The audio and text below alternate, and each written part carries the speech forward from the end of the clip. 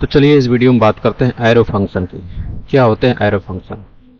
तो arrow function का मतलब होता है ये फंक्शन ही होते हैं, बस जो फंक्शन का ये शॉर्ट फॉर्म है। मतलब फंक्शन को जो आप इस्तेमाल करते हैं, वैसे हम लोगों ने अभी तक फंक्शन के बारे में नहीं पढ़ा है, इसको हम लोग आगे देखने वाले हैं। तो यहाँ पर क्या है कि थोड़ा सा यहाँ पे दिया हुआ है कि अगर फंक्शन आप जब लिखते हैं तो उसको शॉर्ट फॉर्म में कैसे लिख सकते हैं। तो वन स्टेप वाले यानी सिंगल स्टेटमेंट वाले जो फंक्शन होते हैं उनको हम एरो फंक्शन की मदद से रिप्रेजेंट कर सकते हैं। तो कुछ इस तरीके का ये दिखता है, यहाँ पर आपको दिख रहा होगा। यहाँ पर ये फंक्शन का नेम है और उसके बाद यहाँ पर देखिए फंक्शन कीवर्ड नहीं लिखा गया, डायरेक्ट जो पैरामीटर्स है उनको लिखा गया है और ये आपका रिटर्न टाइप होता है और ये एरो का सिंबल है। तो ये एरो का सिंबल इक्वलिटी और ये ग्रेटर देन वाले सिंबल के बनता है और यहाँ पर ये रिटर्न होता है। ना तो रिटर्न कीवर्ड लिखा गया ना तो फंक्शन कीवर्ड लिखा गया है, ठीक है, दोनों नहीं लिखा गया। तो कुछ इस तरीके का, जैसे अगर बिफोर एरो हम लोग जब फंक्शन का इस्तेमाल करते हैं बनाते हैं तो कुछ इस टाइप का है। हालांकि डिटेल में फंक्शन को हम लोग आगे पढ़ने वाले हैं, आगे हम लोग को मिलेगा।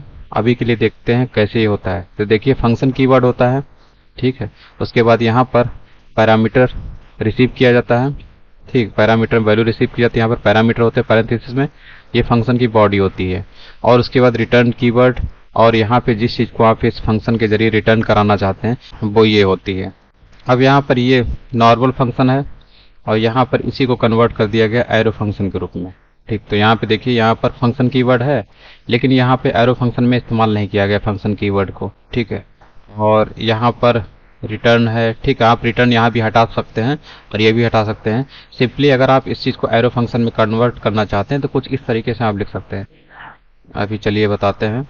जैसे कि आपका ये एरो फंक्शन है, इसे आपको एरो फंक्शन में कन्वर्ट करना है जो कि आपको सही आउटपुट देगा फिर भी। तो आप इसको हटा सकते हैं, ठीक, इसको हटा दीजिए, ये हट गया।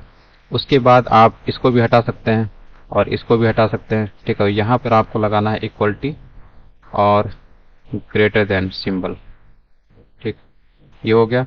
और यहाँ तक कि आप इसको भी हटा सकते हैं क्योंकि इसका कोई मतलब नहीं है। इसको सिंपली आप कुछ इस तरीके से आप लिख सकते हैं तरीके से। ये आपका कंप्लीटली एरो फंक्शन हो गया।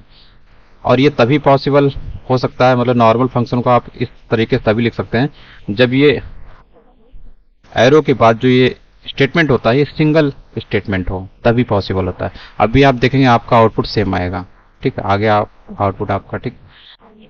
तो इस तरीके से आपने देखा ये। और ये तो आपको पता होगा ये एक HTML डॉक्यूमेंट है, इसमें जावास्क्रिप्ट कोड यहाँ से यहाँ के बीच में लगा गया और हेलो एक वेरिएबल बनाया गया लेट कीवर्ड से जिसमें एम्प्टी स्ट्रिंग डाली गई। उसके बाद इस वेरिएबल को ये फंक्शन एसोसिएट कर दिया गया है। फिर उसके बाद जब इस फंक्शन को कॉल करते हैं तो हमें इस वेरिएबल की मदद लेनी होती है और इस वेरिएबल के आगे पैरेंथेसिस जैसे लगाएंगे वैसे ही ये फंक्शन कॉल हो जाएगा, ठीक, जो कि एक एरो फंक्शन है। तो document dot gate element by ID demo dot inner HTML ये बोलता है कि इस HTML डॉक्यूमेंट में डेमो ID वाला HTML एलिमेंट खोजना है और उसके इनर HTML पर इसकी वैल्यू रख देनी है, ठीक, यानी ओवरऑल इस फंक्शन की कॉल हो जाएगी जहाँ से आपको रिटर्न मिलेगा हेलो वर्ल्ड, जो आके यहीं पे आके बैठ जाएगा। हेलो वर्ल्ड कहाँ पे बैठेगा? यहाँ पर आकर, क्योंकि इसी चीज़ को ये फंक्शन रिटर्न कर रहा है।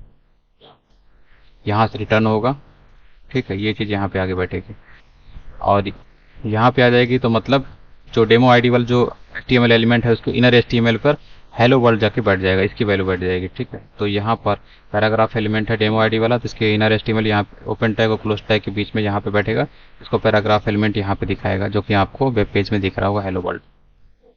कुछ इस तरीके से होता है। अब यहाँ पर ये दिया हुआ है तो वही सेम एग्जाम्पल है, ठीक है, इसको भी इसी में कन्वर्ट इसने कर दिया है। यहाँ पर बोल रहा है कि आप रिटर्न जो कीवर्ड है इसको भी हटा सकते हैं, ब्रैकेट को भी हटा सकते हैं, कुछ इस तरीके से शॉर्टकट कर दिया जो हम लोगों ने अभी किया था।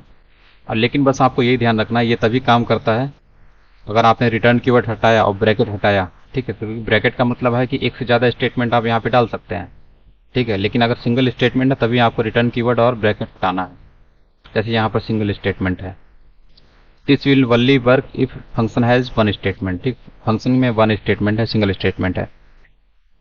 If you have parameters you pass them inside the parenthesis, अगर आपके पास यहाँ पैरामीटर है तो आप यहाँ पर पास कर सकते हैं। जैसे कि हम लोग इसी एग्जांपल में देख रहे थे, यहाँ पर मान लीजिए यहाँ पर हम लोग कुछ पास करते हैं और इसके साथ इसको ऐड कर देते हैं, ठीक है। तो यहाँ पर हम लोग कर सकते हैं जैसे कि इसमें बोल रहा है, यहाँ पर वल नाम का पैरामीटर पास किया गया है ठीक है, और उसको इसमें ऐड कर दिया गया इसी स्ट्रिंग में। क्योंकि वल में क्या वैल्यू है, यहाँ पर इसको इसको कॉल किया गया फंक्शन को, तो इसके जो वेरिएबल है उसकी मदद लेते हैं जिसमें ये वैल्यू एसोसिएट है, और इसके आगे पैरेंथेसिस लगाते हैं और इसमें हम लोग वैल्यू पास करते हैं। ये जाके यहाँ पे वल में स्टोर होती है। ठीक है, वल क्या है, पैरामीटर्स हैं जो कि इस वैल्यू को रिसीव कर रहे हैं। उसके बाद यहाँ पर इस्तेमाल हो जाता है। उसके बाद ये कंप्लीट जो वैल्यू है ये रिटर्न होती है जहाँ पर इस फंक्शन को कॉल किया गया इसकी मदद से, यानी कि इस जगह पर ये रिटर्न होगा। ठीक, तो इस तरीके से ये है, इसलिए आपको वल की वैल्यू यहाँ पर हेलो के बाद इनवर्स दिख रही है, ऐसे होता है। और फंक्शन हम लोग आगे पढ़ेंगे तो आपको समझ में आ जाएगा। यहाँ पर आप कुछ भी रिटर्न कर सकते हैं, जरूरी थोड़ी कि ये वाला चीज़ है आपको यहाँ पे इस्तेमाल ही करना है। आप यहाँ से 100 रिटर्न कर लीजिए। ठीक है, अब आपको हेलो 100 लिख कर आएगा। हेलो तो है ही नहीं, तो हेलो क्यों आएगा। ठीक, ये चीज़ है। फंक्शन आगे पढ़ेंगे तो आपको समझ में आ जाएगा। अब ये बात कर रहा है कि अगर आपके पास एक ही पैरामीटर है तो आप पैरेंथेसिस को भी स्किप कर सकते हैं, क्योंकि पैरेंथेसिस की जरूरत तब पड़ती है जो मोर देन वन पैरामीटर हो। आप सिंगल पैरामीटर इस्तेमाल कर रहे हैं, ठीक है, तो आप पैरेंथेसिस को स्किप कर सकते हैं। ठीक है, तब भी कोई दिक्कत नहीं होगी। यहाँ पे देखिए पैरेंथेसिस को हटा दिया गया जैसा कि यहाँ पर था। व्हाट अबाउट दिस, दिस के बारे में हम लोगों ने इससे पहले पढ़ा था। तो जो एरो फंक्शन होता है, एरो फंक्शन में जो दिस का काम होता है वो रेगुलर फंक्शन से कुछ अलग होता है। मतलब ये है कि जो हम लोग इससे पहले वाले लेक्चर में हम लोगों ने पढ़ा था रेगुलर फंक्शन में, कि वहाँ पर दिस क्या था, दिस उस ऑब्जेक्ट को रिप्रेजेंट करता था जिसने फंक्शन को कॉल किया है। ठीक है, ये ऑब्जेक्ट आपका विंडो ऑब्जेक्ट हो सकता है, डॉक्यूमेंट हो सकता है, बटन हो सकता है, या फिर कोई दूसरा हो सकता है। ठीक है, लेकिन एरो फंक्शन में इस तरीके की बाइंडिंग आपको देखने को नहीं मिलती है। With arrow function there are no binding of this. इसका काम थोड़ा सा अलग है। अलग इस तरीके से है, एरो फंक्शन जो होता है उस ऑब्जेक्ट को रिप्रेजेंट करता है जो कि एरो फंक्शन को डिफाइन करता है। वहीं जो रेगुलर फंक्शन था वो उस ऑब्जेक्ट को रिप्रेजेंट कर रहा था जो फंक्शन को कॉल कर रहा था। ठीक है, तो रेगुलर फंक्शन में उस ऑब्जेक्ट को रिप्रेजेंट किया जा रहा था दिस के जरिए जो फंक्शन को कॉल कर रहा था, और एरो फंक्शन के जरिए उस ऑब्जेक्ट को रिप्रेजेंट कर रहा है जो फंक्शन को डिफाइन कर रहा है, जो एरो फंक्शन को डिफाइन कर रहा है। बस यही दोनों में अंतर है। ये दोनों लाइन आपको याद रखनी है। अब इसी एग्जाम्पल में ये बता रहा है कि क्या है, तो ये यहाँ पर लिखा हुआ है, इसको आप देख सकते हैं। इस एग्जाम्पल को देख लेते हैं। तो यहाँ पर ये बताने की कोशिश कर रहा है कि यहाँ पर दो एग्जाम्पल हैं। Both examples call a method twice, first when the page loads and once again when the user clicks a button। ठीक है, एक में क्या हो रहा है, एक एग्जांपल में पेज लोड हो रहा है, दो काम हो रहे हैं, दो मेथड हो रहे हैं। एक तो पेज लोड हो रहा है और दूसरा जो है यूजर बटन पे क्लिक कर रहा है। और ये जो फर्स्ट एग्जांपल है this usage a regular function and the second example usage a arrow function. ठीक, तो देख लेते हैं इसको। तो यहाँ पर आपको दिख रहा होगा ये फंक्शन है रेगुलर फंक्शन। ठीक है, जो कि बोलता है document dot gate element by I D demo dot in HTML। तो यहाँ पर जो दिस है, ये दिस इंडिकेट कर रहा है उस ऑब्जेक्ट को जो इस फंक्शन को कॉल कर रहा है। ठीक है, इसको कॉल कर रहा है। इसको कॉल करने का मतलब है हेलो की मदद से कॉल कर रहा है। तो यहाँ पर देखिए ये काम हो रहा है। ठीक है, तो ये जो विंडो है ये एलिमेंट है। ठीक है, तो window dot add event listener load, ये तरीका होता है जब हम लोग एड इवेंट लिसनर इस्तेमाल करते हैं मेथड, जो हम लोग आगे पढ़ेंगे डॉम में, डॉक्यूमेंट ऑब्जेक्ट मॉडल में। तो इसमें ये होता है कि यहाँ पर आपको इवेंट लिखना होता है और यहाँ पर इस इवेंट को किस चीज़ से ऐड करना चाहते हैं। तो यहाँ पर क्या होता है, एलिमेंट होता है जिससे वो ऐड करता है। यहाँ पर जो विंडो एलिमेंट है, विंडो ऑब्जेक्ट एलिमेंट, ठीक है, उसी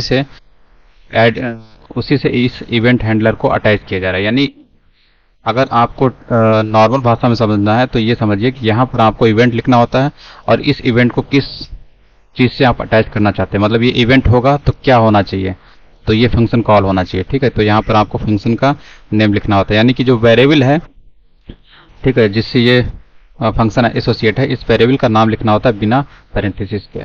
तो इसीलिए यहाँ पर इस तरीके से लिखते हैं। तो यहाँ पर ये जो दिस इंडिकेट कर रहा है वो इस चीज़ को इंडिकेट कर रहा है। ठीक है, क्योंकि यही जो है लोड कर रहा है। जैसे आप वेब पेज लोड करेंगे तो यही काम करेगा। ठीक है, तो इसीलिए जो दिस है इसी विंडो ऑब्जेक्ट को इंडिकेट कर रहा है। और यहाँ पर भी जब आप क्लिक करेंगे, क्लिक करने के बाद ये चलेगा। ठीक है, यहाँ पे तो लोड है, जैसे आप लोड करेंगे डायरेक्ट ये चल जाएगा, तो आपको पता चल जाएगा, इसका आउटपुट आपको दिखाई देगा। ठीक है, इससे आपको आउटपुट दिखाई देगा, दिस पर इफेक्ट दिखाई देगा। और ये जब आप क्लिक करेंगे ये तब चलेगा जब आप क्लिक करेंगे। क्लिक करने के बाद ये हेलो फंक्शन रन होगा, उसके बाद ये दिस का वैल्यू आएगा। ठीक है, तो यहाँ पर दिस की वैल्यू आएगी। तो दिस यहाँ पे किससे जुड़ा हुआ है, ये भी एक जो एलिमेंट है, मतलब डॉक्यूमेंट में जो बटन एलिमेंट है, ठीक, बटन से संबंधित BTN ID संबंधित जो HTML एलिमेंट है, उससे ये जुड़ा हुआ है तो उसको इंडिकेट करेगा। ठीक, जैसे करके देखते हैं इसको। तो देखिए अभी तो जैसे आपने लोड किया तो लोड करने से डायरेक्ट आपका ये आ गया, क्योंकि ये वाला फंक्शन चल चुका है, ये वाला चल चुका है एक बार। ठीक है, इससे आपका ये वाला ये चल चुका है। इसके चलने से क्या हुआ, दिस की वैल्यू आ गई, आपको मिल गई। ठीक, और डेमो आईडी वाला जो दिस एलिमेंट पैराग्राफ एलिमेंट, यहाँ पर आपकी दिस की वैल्यू आ गई, और दिस की वैल्यू आपको यहाँ से मिल जाती है, जो कि है ऑब्जेक्ट विंडो, यानी विंडो ऑब्जेक्ट की बात कर रहा है।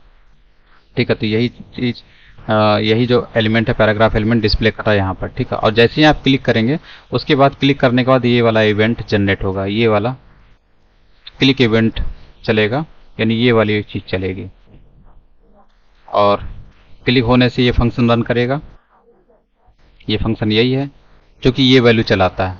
ठीक है, जैसे ये फंक्शन कॉल होगा तो ये चीज़ एक्टिवेट होगी, और ये क्या देती है, दिस की वैल्यू यहाँ पर आएगी।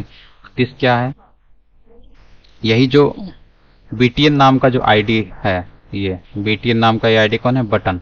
यानी कि बटन क्या है, एक HTML एलिमेंट है। ठीक, और बटन होता क्या, ऑब्जेक्ट ही तो होता है, जितनी सारी चीज़ें वो सब हम लोग ऑब्जेक्ट ही पढ़ते हैं। ठीक है, जैसे ही क्लिक करेंगे तो आपका यहाँ पर आएगा ऑब्जेक्ट HTML बटन एलिमेंट।